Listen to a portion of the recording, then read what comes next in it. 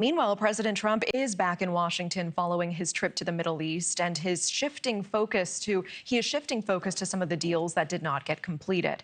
After the longest overseas trip so far in his second term, right now President Trump is zeroing in on deals with Iran, Russia, and Ukraine. But both still face hurdles before reaching the finish line. NewsNation correspondent Libbey Dean tracking this live at the White House tonight. Libbey. Natasha, President Trump returning from that whirlwind Middle East trip this past week with several investment deals secured, but no peace deals. President Trump back in Washington Saturday following his marathon Middle East trip. The trip all about business. The White House claiming the president secured up to $2 trillion in deals, varying from aviation to energy, defense, and even artificial intelligence. That was a great 4 days. I think it was a historic 4 days. The jobs and money coming into our country has never been anything like it. But the president returning to quite a few things left unaccomplished, one being a nuclear deal between the U.S. and Iran. Yeah, they have a proposal, but more importantly, they know they have to move quickly. Something bad's going to happen. Meanwhile, Iran is claiming they haven't received a proposal from the U.S., and the messaging they are receiving is, quote, confusing and contradictory. The other major issue top of mind during Trump's trip overseas, any developments on securing a peace deal between Russia and Ukraine. While Presidents Putin, Zelensky, and Trump all were absent from peace talks in Turkey Friday, President Trump now saying he plans to speak with Putin Monday and hopes the ceasefire deal is a result of the phone call. We have to meet. He and I will meet. I think we'll solve it, or maybe not, but at least we'll know. And if we don't solve it, it's very interesting.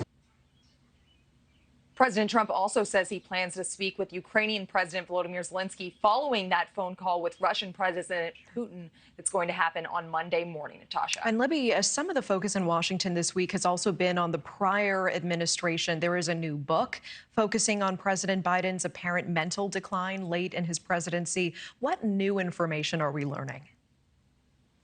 Yeah, Natasha, for the first time, we're hearing audio from that interview after only having those transcripts that were out for about a year now. Now, Axios did exclusively release that 2023 interview that ultimately led the Justice Department special counsel Robert Hur to describe former President Joe Biden as, quote, an elderly man with poor memory. That declaration coming mid-re-election campaign for the former president.